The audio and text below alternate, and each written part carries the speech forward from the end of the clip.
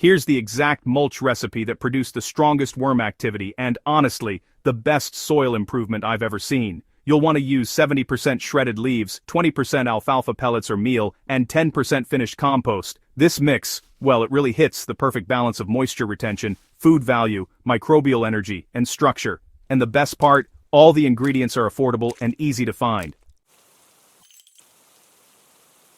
Let's break down why this blend works so well. The shredded leaves mimic the forest floor, where worms naturally thrive, you know? They break down slowly, stay soft, and help keep the soil cool and moist. Alfalfa adds nitrogen and natural proteins, and as it softens and ferments, it becomes incredibly attractive to worms. Finished compost acts as a microbial starter, seeding the system with beneficial bacteria and preventing the mulch from turning sour. Within just a few days of applying this mulch, I started seeing fresh tunnels forming. Within a week, worms began pulling leaf shreds downward, and within a month I could lift the mulch and see dozens of worms feeding directly beneath it. This wasn't just theory anymore. This was visible, real, biological change.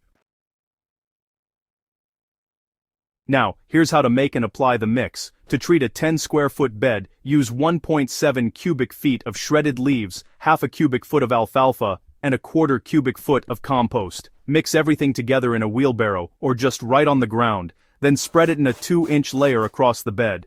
If your soil is very dry, go ahead and water it lightly first. After spreading, moisten the mulch enough so it feels damp but not soggy. Worms breathe through their skin. They need moisture, but they also need oxygen. And if your garden bed is larger, just scale up the amounts proportionally. The beauty of this method is its flexibility. You can adjust by handfuls, buckets, or wheelbarrows.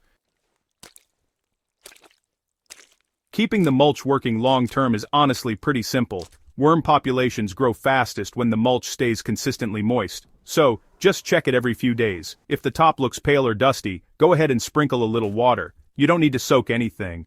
Just refresh the humidity. Every 3 to 6 months add a fresh top layer of the same mulch mix. Don't remove the old mulch though. That buried mulch is where worm cocoons and microbe colonies are forming. Simply layer new mulch on top, the way a forest does.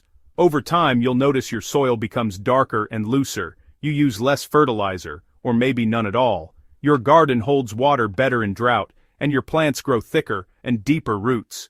Your soil becomes something alive, something that works with you, not against you. We live in a world where gardening advice often leans heavily toward products, fertilizers, bottled nutrients, soil amendments, but, honestly, the most powerful tool for building soil health is already available to us, life itself. When you feed worms, you feed microbes. When you feed microbes, you build humus. And when you build humus, your soil becomes self-sustaining.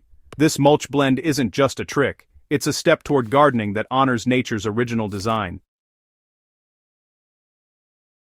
Want to keep growing better soil with me? If this guide inspired you, if it gave you something you can actually use, then we're already gardening together. I share experiments like this all the time on Soil Sage Chronicles, where the mission is simple: work with nature, not against it. Grow soil first. Plants second. So here's your call to action. Subscribe to the YouTube channel, share this article with a fellow gardener, and keep your hands in the soil. Because we're building something bigger than gardens. We're building living ecosystems, one worm at a time. Soil Sage Chronicles.